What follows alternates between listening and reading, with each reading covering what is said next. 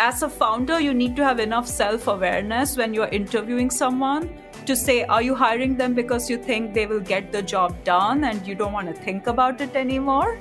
But you have a very strong point of view that you're going to impose on them, as opposed to you want to hire them because they just said something that blew your mind. And you're like, oh, I could learn so much from this person. I really want to get their input. I don't want to do this particular job without this person's input anymore, because I think they have a lot to say that I want to hear.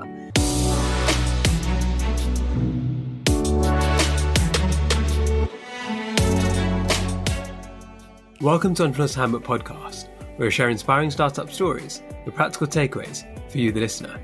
Today's guest is Sandhya Hegde. She's a general partner at Unusual Ventures, where she specialises in enterprise SaaS companies.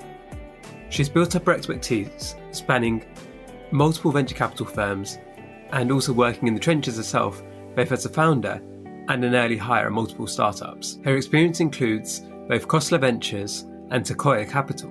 At Amplitude in particular, she was an early hire. As EVP of Marketing Growth, she oversaw their rise to become the category leader in product analytics and digital optimization. She also saw a 50 times increase in their ARR. From her varied experience, she shares many great insights today, and I'm sure you're going to enjoy listening.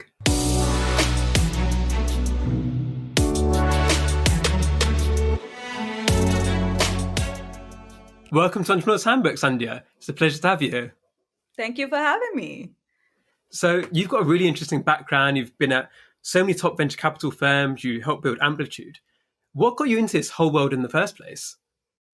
That's a great question. I think, when I look back to my years in engineering school, I was the kind of person who never really fit in. I was like this really nerdy, geeky girl in India. And my engineering class was 3% ladies, right? I always felt very awkward and I was kind of, never really fit in anywhere in whatever world I was in. Even if I grew up in that city and lived there for 20 years, I still felt like I didn't fit in. And so I was always more interested in trying to start something than to go join a big existing organization where I need to learn how to fit in with their expectations. I whenever I've tried doing that, it has not gone well for any party concerned. So I think that's kind of, why I have always been so interested in small teams with big ideas that are really thinking about where, the world can go. And enterprise software just kind of happened accidentally. I was working on a problem and, just happened to start a company that I later realized is called enterprise software. At the time, I was just here's a problem. Here's code I can write that can solve this problem. Yay. And so we were a college startup and very naive and very green behind the ears, and I think we just kind of accidentally stumbled into this world of startups. And at the time, I remember this was 2007. I hadn't even heard of venture capital. It was only when the venture capital industry rejected our fundraising plans that I discovered they existed, and they had a lot of money and they supported really interesting new companies coming out like Facebook, and that Google was venture capital backed. All of this was a sudden, realization for me way back in 2007. And it just made me really curious about the industry. So once our, startup got sold, I decided I want to learn everything about venture capital and finance and how investments get made and how companies scale. So that's kind of how I switched from being a founder to joining the venture capital industry. And since then, I have just kind of switched back and forth. I've played pretty much every role in early stage enterprise software humanly possible. As a founder, as an early stage investor at Sequoia, Khosla Ventures, now at Unusual Ventures, which I would love to share more with you about, and as an early hire and then executive at Amplitude, which is really, really amazing company in the product analytics and digital optimization space. So yeah, it's just, I think, I found my love early, largely because like that was the only place I could be myself. You mentioned there about Unusual Ventures, which has got a very kind of different philosophy to some other venture capital firms. Can you talk a bit more about that? Like, what makes Unusual different to everybody else? Maybe a few years ago, we wouldn't have been that different. But today, I almost think of what we are doing as putting the venture back in venture capital. So we are very, very seed focused. We literally invest the day people start their companies, often, before there is a product, before there are any customers. And when we invest, we have this like really deep founder engagement model where literally your first set of executives will come from the Unusual Founder Services team. Your interim head of marketing, your interim head of sales, your head of recruiting. We kind of deploy all of these founder services to marry the venture studio model and the venture capital model. So it's not about the $5 million seed check. It's about all the talent you get along with it, basically to improve the odds of finding product market fit. So I think what has happened now is as the venture ecosystem has gotten really crowded, like there's all this capital chasing founders who look like they can figure it out on their own. They have already found product market fit. If any of those things are true, it feels like there was almost an infinite amount of money available to you, at least in 2021. And there were very few people who were interested in helping when you had none of those things. You just had a very big product vision, but you need help getting to product market fit. So we are exclusively focused on that, and we often work with very technical founders and become their go-to market team to like get them to that stage where now they can take off, they can hire great people. We don't want to become a multi-stage geography agnostic fund. Like we just want to stay very boutique, very hands-on. So now we have over close to $1 billion under management, just focused on seed investing. Yeah, and I'm sure that's music to many people listening today because they're going to be like aspiring entrepreneurs. They've started their own companies. They're not sure where to go. And like you said, it's often people find they go to venture capitalists and they expect everything to be already done, when sometimes you need that little bit of help, like you said. And that can take an idea that's got such huge potential, but this person just needs a little bit of a prod or a poke in the right direction. And have you seen as well, because you've been on both sides of the table, what are the skills that from being a founder really helped you in venture capital? And then in the reverse, like when you were in venture capital and you went back to be a founder again or working in startups, what skills really helped you when you did that too? Honestly, like it's something I'm, working on all the time. I think of myself as a lifelong learner. The day you stop learning, that day you kind of, stop, plant the seeds of your own future failure. So, I think the thing that has always helped me is I'm trying to be a better systems thinker every day, right? So when you're a systems thinker, you can take a step back and say, okay, yes, there is this problem, there's a product, there's a solution, but taking a step back, like, is this a problem that really matters? Who does it matter to? If you believe that this problem is something everyone wants to solve, what would the world look like in this future stage in 10 years? And similarly, you can take that same systems thinking that helps you as an investor and think about a startup the same way as an operator, which is, okay, we have all these functions going, we are building product, we are selling. But if you take a step back, what is the current bottleneck to the company's growth? Like if, suppose our goal is to double this year. Like if instead we wanted to grow 5x, what would stop us exactly? Like what is the bottleneck? And at any point in time, as an early stage startup hire, like I would keep asking, okay, what is the bottleneck right now? As opposed to, oh, I'm a product manager or I'm a salesperson and I just need to do my job.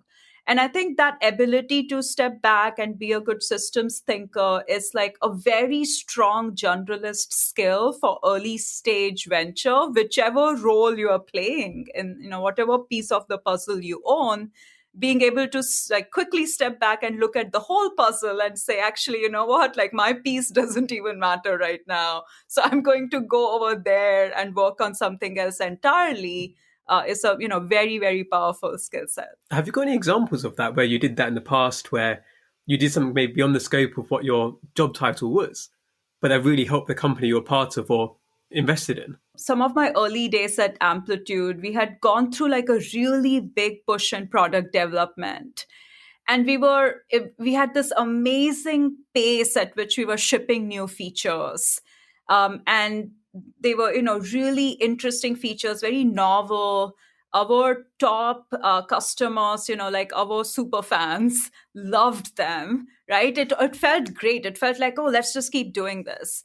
But at some point, I took a step back and I was like, okay, is doing more of this what is going to change the trajectory of our company? Is it really working? If you step away from like, okay, there are these people who are really excited about what we just released, the energy is amazing. If you step away from that, look at the big picture, what's really happening?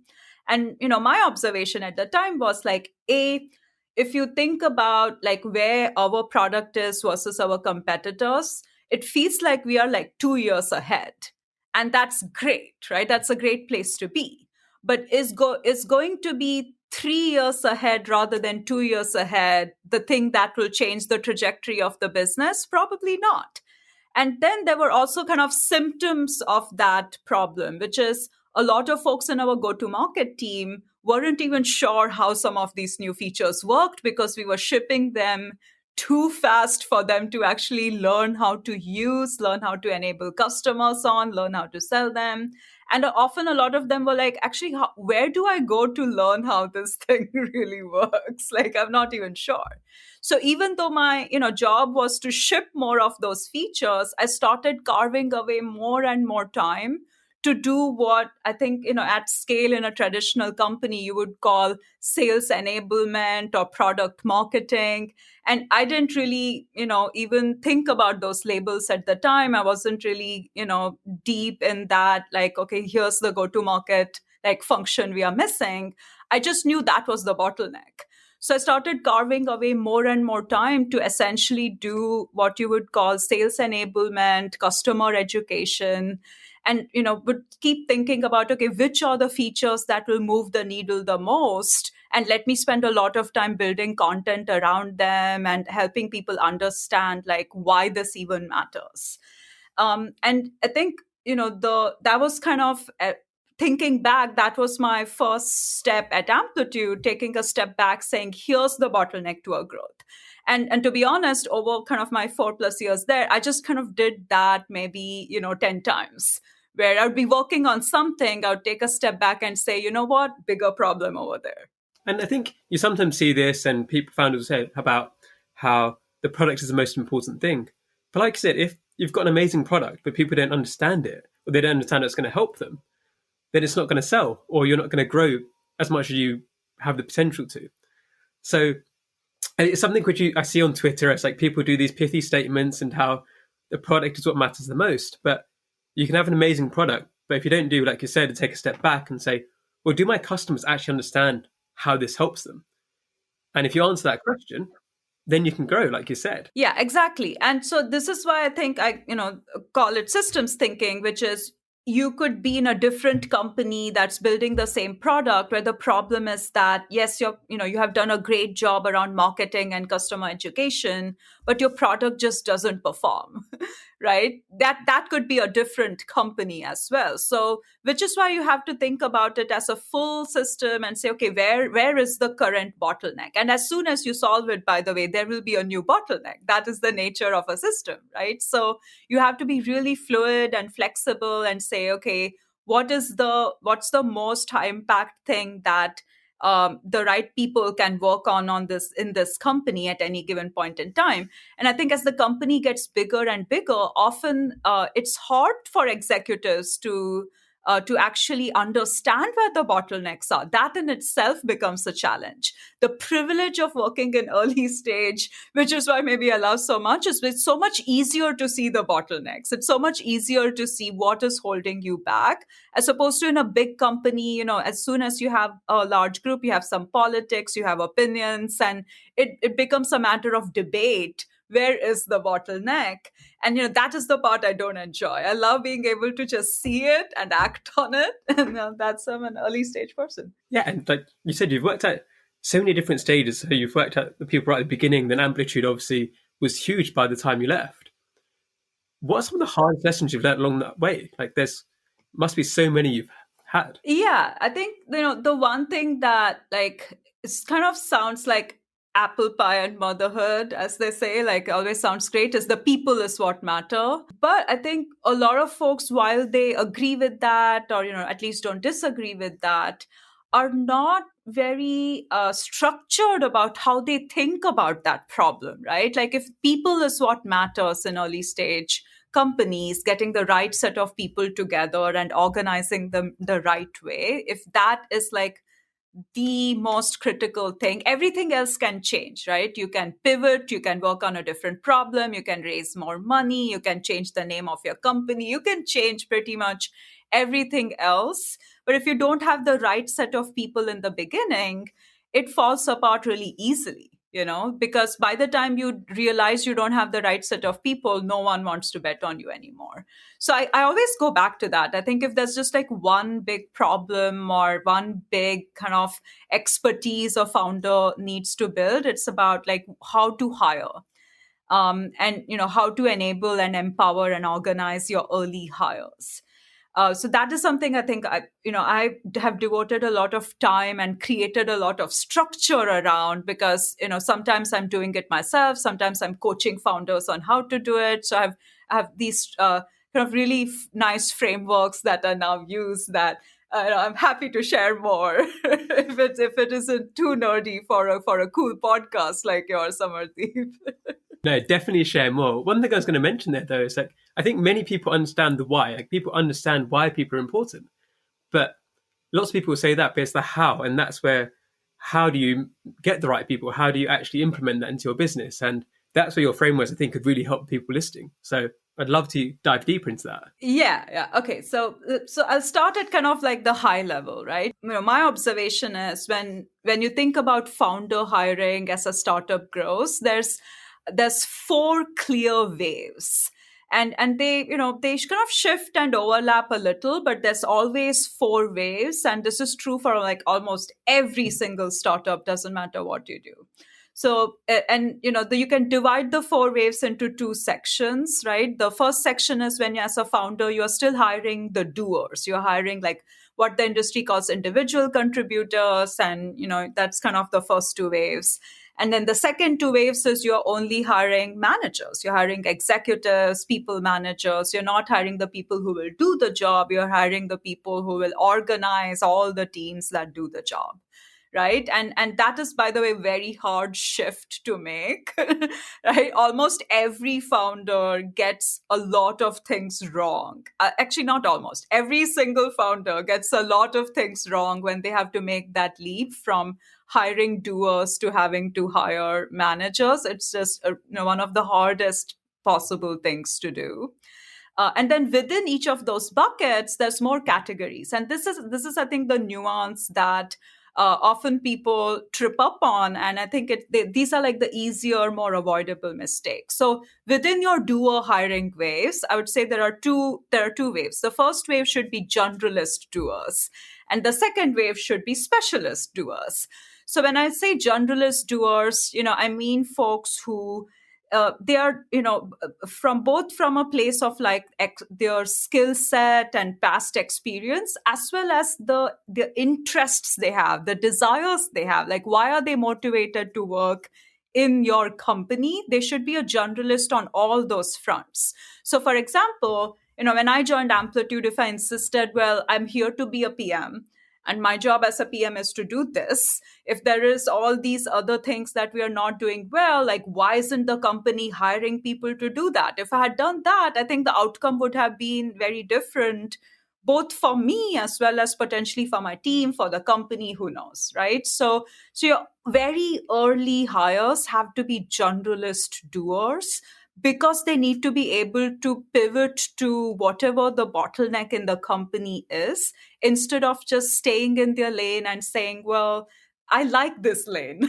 I don't really want to go into that other lane. It's, boring, or, is not as sexy, or like whatever your reasons might be. I think outside of like maybe a handful of like engineering roles where you really just need someone with that expertise, it doesn't matter. Like, you have to hire generalists. And I will say, even those specialized engineers, you want to hire them not because they love working on a specific type of technology, but because they want to build an early stage startup. Because guess what? Maybe you bring them in and then you realize that the tech requirement you had was wrong. You thought you needed X. 3 days after you have hired this person, you realize you need Y. What do? Right? So I think that's why the first wave has to be generalists. But then you get to a point where the generalists are struggling to scale the function because they have a lot of catching up and learning to do. And most generalists, there's a lot of really great people have referred to this as the startup half-life, right? Which is that as the startup grows, often like your ability to learn as fast as your startup needs you to learn, you just can't keep up at some point. So you have to then hire a specialist who has done that specific job before. And you can now hire them with confidence because you know that's the job you need.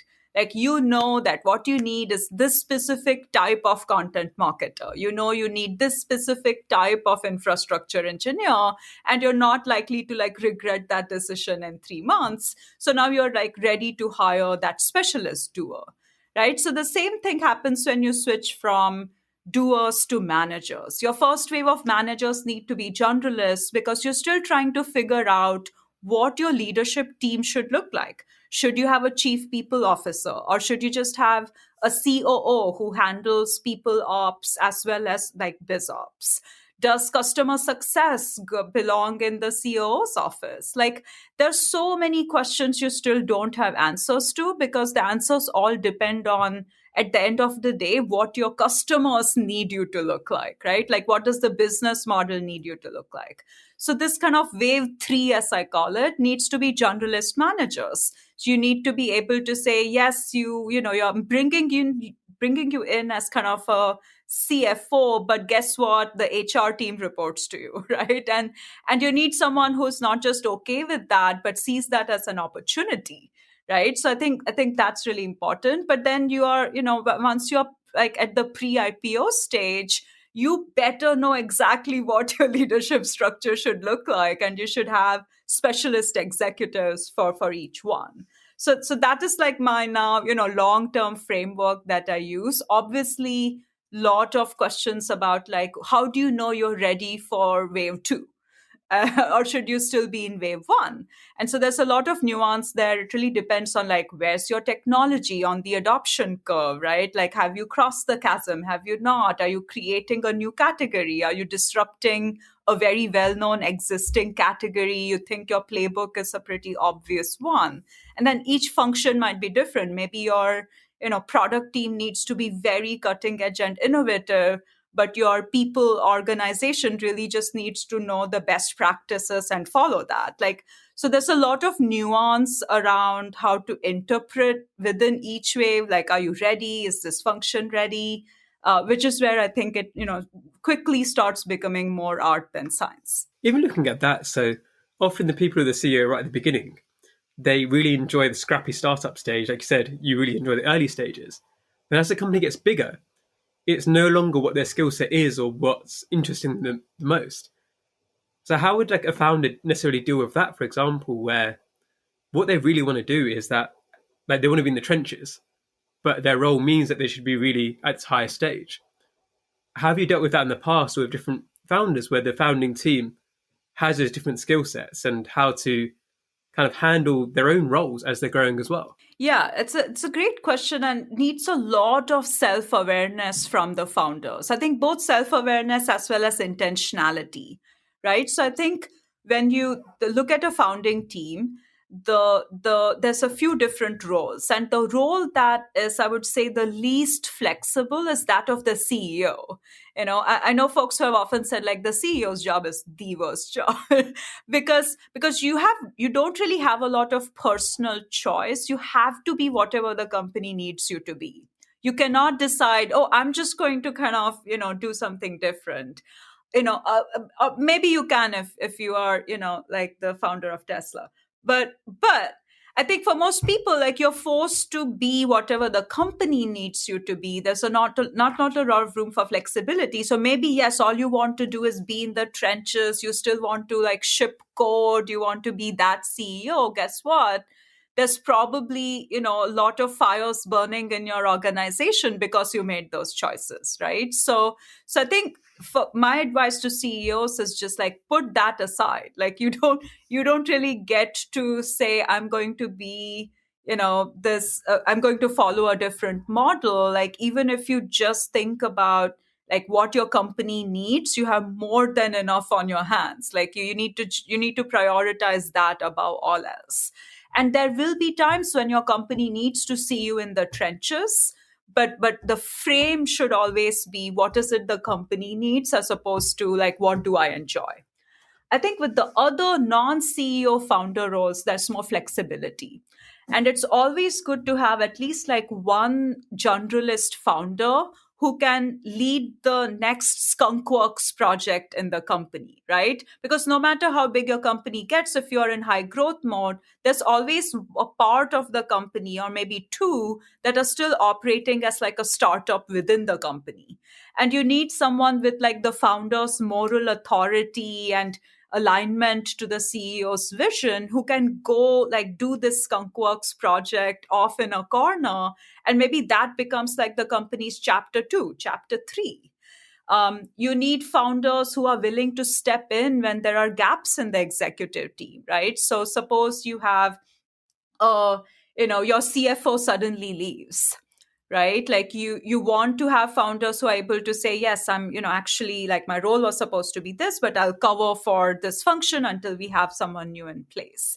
So I think with all the other non-CEO roles, there is more flexibility, and the teams that have founders who are able to stay generalists and maintain their founder DNA over time have just so much more resilience, right? They can weather storms so much better. The only exception to that rule is the CEO. Like there is a certain expectation that the CEO needs to fulfill, and they kind of have to grow with that. And they have the benefit of being able to hire great people, get mentors, get investors to advise them. So they have the advantages of all these resources to help them be a great CEO, but they have to put the company's needs first. Yeah, and it's interesting. So there'll be some people listening who are at very early stages, and they can think of the CEO role as so sexy, but it's much harder. And it's like you said, they've got to put the company first rather than just I want to do this or I want to do that. Yeah, it's I would say everyone is your boss when you're the CEO. When you're like looking for that early team, like there's early hires or looking for co-founders, what would you advise people to ask or to look out for in those people to make sure they're hiring those right people at the start? Because if you don't get the right people at the beginning, then it's difficult to go anywhere after that, right? Yeah, absolutely. So I mean, co-founders very different from first few hires. So I'll focus more on the first few hires because I think there's just like a lot of prior art and literature on how to make sure you have the right co-founders. So it's very well covered topic. When I think about early hires, so we've talked a little bit, like, let's focus on wave one, right? We have talked a little bit about like this generalist doer. So the few things I think about are like, first of all, if you're hiring a generalist doer, they need to have very high horsepower, right? Because you're expecting them to learn new things all the time. So it needs to be someone who is capable of doing that and has demonstrated that in the past. The best way to demonstrate it is to already have been an early hire at a different startup, but that's not always easy to hire for. So you look for things another way, like what challenges have they overcome in their life? Like where did they like get an opportunity to learn something dramatically new and just go for it and crush it, right? So you want someone with high horsepower. And I think the other reason, other thing that like is very important to look for is this person needs to be joining a startup for the right reason. And there are very clear wrong reasons. I would say a lot of kind of mid-career professionals feel like, okay, if I'm like stuck at the director level in this big company, if I go to a small startup, I'll get a VP title, so my career will progress. That is absolutely the worst reason to join a startup.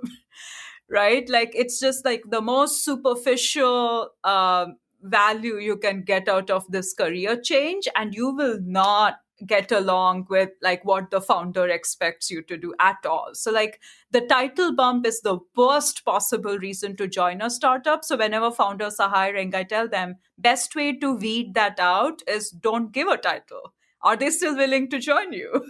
Right? So I mean, obviously the you want to compensate people for the risk they are taking, the responsibility they are taking. And but if you do all that without giving them like the the vanity of like the title bump from their previous job, are they still willing to join? I think it's a very important question, and helps weed out the folks who are joining for the wrong reasons. I think a lot of folks, especially with what has happened in the tech industry over the past decade, feel like joining a startup is like the best way to get rich. It's not, because most startups fail. So another wrong reason. So I always tell founders to like make sure they're hiring the early startup hires, and the early startup hires that are joining for the right reasons. A great right reason is that the early startup experience is what you are looking for, right? So that could be because you want to start your own company someday. That could be because you love making something from nothing. And, just like me, you don't really fit in with large organizations and a lot of structure.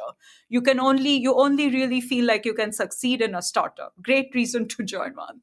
So I think they're the right reasons. And I think those are very hard to interview for, but extremely important.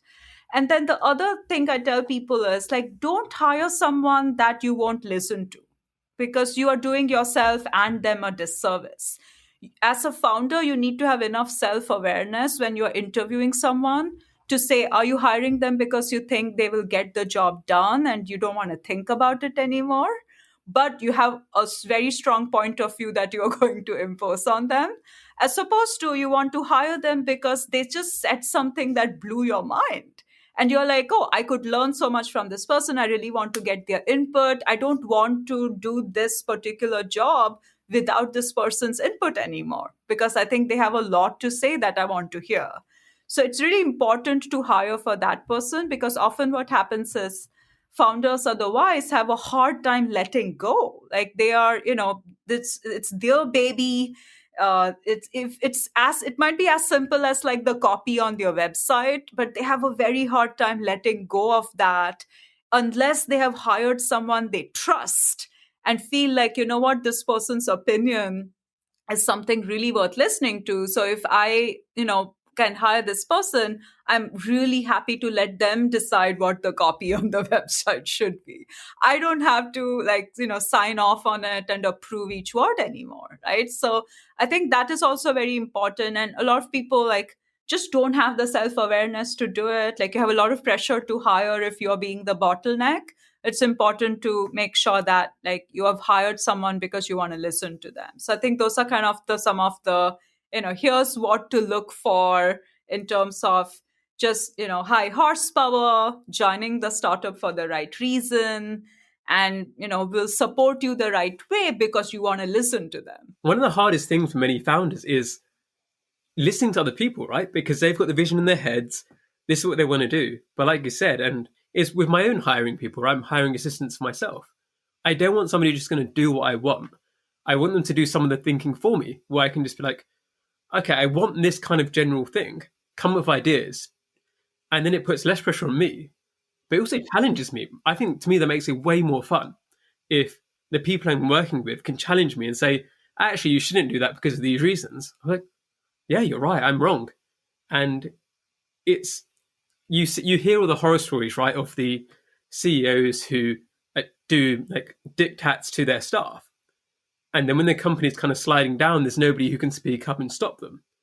And with the investors, with the startups you worked with, how do you encourage that kind of mentality? Like, because nobody wants to be that kind of a boss. Yeah, that's a great question. I think it's, this is something I learned like very, very early in my career, which is that when you see someone who's coming across as like micromanaging, first of all, you have to give them the benefit of the doubt, which is that they're not doing it because they want to manage everything. You have to give them the benefit of the doubt that they're doing it despite their best intentions. So you have to ask yourselves, okay, why are they still doing it? And I think what often happens is it's because you haven't built trust. And until you have built trust, like someone who's not a good manager because they've always been a doer, right? A lot of founders, especially first time founders, all they have ever done is they've been amazing doers. So until they really completely trust the person they have hired, it's very hard for them to delegate. So I would say it's not one person's fault. It's if there are two people in the dynamic, so both of them have to figure out how to get out of the dynamic. So obviously for the founder, it's about like, don't expect the person you just hired to read your mind. So you have to spend a lot of time giving them context up front on what you think good looks like, what you believe successful looks like, what is it that really matters in your business. You have to invest all this time over communicating up front so that they have the context to know like what are the good ideas, what are the bad ideas, like how do they collaborate with you. But then there's a lot of responsibility that falls on the early startup hire's shoulder as well, right? You have this amazing opportunity to like build a company, but you're supporting a founder, not a manager. And I think one of the big things you have to do is learn how the founder works. If you're working for an experienced manager, they usually almost have a self-aware playbook. Like they will tell you how to manage up if they are a good executive because they have done this now, 20 times. The founder has not. So when I work with the founder, I usually introspect a lot and ask them some early questions to understand, how do you make decisions? How do you build conviction? Is it based on history? This has, worked for you in the past and hence you want to do it this way. Is it based on analogy? Like, oh, this other company is kind of similar to my company. So if they are doing it like this, it worked for them, then I want to do it the same way. Is it based on opinion? Like there are some specific people whose opinion matters to you a lot. And if I tell you something and they disagree with me, you will be in a tough spot. You can't choose and you can't trust my idea. Like, so I think those are the three things that I have a framework around is, okay, how does each person make decisions when there's a lot of uncertainty? Is it history, analogy, opinion? Maybe all three, maybe, one of these three matters a lot more than the others. And then when I'm making a case for something and I'm presenting all the facts needed to like help the founder easily make a decision, I can bring aspects of those three with me based on what I know the founder needs to make a decision, feel comfortable, trust this, and, commit. Because I think with a startup, often like most decisions are reversible anyway. So the way you die is that you're just unable to fully commit to any decision. Not that, oh, you made a wrong decision. Almost all wrong decisions can be recovered from. There are very few that are truly irreversible and truly long lasting. So what matters more is the speed with which you make the decision and how strong your commitment to is. So as an early hire, how can I help that process, right? How can I bring you the information, the opinions you need to commit hard and like move forward? And then if we're presented with new information, we'll change course. So I think that is a very important responsibility you have as an early startup hire. And if you don't do it, by the way, you're not going to succeed, right? So this is what you need to do to like support a founder well. And I think it's interesting. Many people wouldn't have necessarily thought about that, about how important it is to manage upwards, because, like you said, like with the founder's vision, they do need the help. Like, even if they're the most brilliant manager in the world, as an early hire, you can see, you get to the close relationship with them, you understand how their mind works. And it's not just about what you do, because like you said before, it might be that you're in charge of this certain department and that department's doing amazingly, and then you get angry about why isn't that department working? Why isn't that department working? But at the end of the day, like, you're part of the same company. Like, if the company grows and you can help out a different department, that helps everybody. And if you can help the founder to see something in a different way, which then opens up new opportunities, then you should do that, right? And have you ever seen this in the past where somebody who's like less senior, or maybe you wouldn't consider them to be the person that the founder would go to, but it's come up with an idea that's really changed the course of what a founder has done and really made a difference? Yeah, I think all the time. I think the best founders I know just have this immense curiosity, right? Like they want to better understand everything that they don't understand today. So they ask a lot of questions. Almost every conversation for them is a learning conversation in some way. And it's, I think this is one of the things that's truly more difficult in a remote world. At least I'm firmly of the belief that, like, when you're not remote, there's much more opportunity for you to listen without structure, right? Like if you're visiting a new office, you're based in the Bay Area, someone spun up an Austin office, you just hired like a customer support person who's 22 years old in this office, right? And you're the CEO, you're visiting this new Austin office. It's a great opportunity to understand, okay, newly hired customer support person, what are they hearing from our customers? How are we enabling them to give our customers the best possible experience? Which, by the way, as CEO, I know is the most important thing in the world. But at this point, I've hired all these people. I'm not spending all my time talking to customers anymore. They are. So there's a great opportunity for, really amazing interactions to happen like that organically, where, you can learn something about what our customers are struggling with by talking to this new hire who just came in and can provide you with really fresh perspective that changes the priorities that you are thinking about really matter, or help you understand that maybe you need to carve out more time to specifically just talk to new customers because you haven't done that in a while.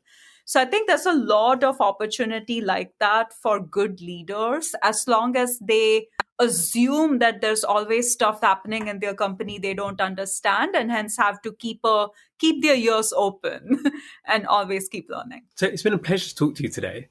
Where can people more about what you're up to, what Unusual's up to? Like, is there any exciting things coming in the future that you want to share? Yeah, I mean, we, have this really great go-to-market startup field guide that we publish. If you go to unusual.vc, you'll see our field guide. My colleagues and I write a lot of content on it, and we try to make it all super tactical. Like, not the few words you print on the t-shirt, but actually like how you weave the threads of the shirt together. Like, we try to be really, really tactical and helpful. So please check it out. We love getting feedback on it. So it's unusual.vc, and we're so proud of our field guide and hope that it's super helpful to all the founders listening to the Entrepreneur's Handbook. Perfect. Well, thank you again for coming on. Thank you.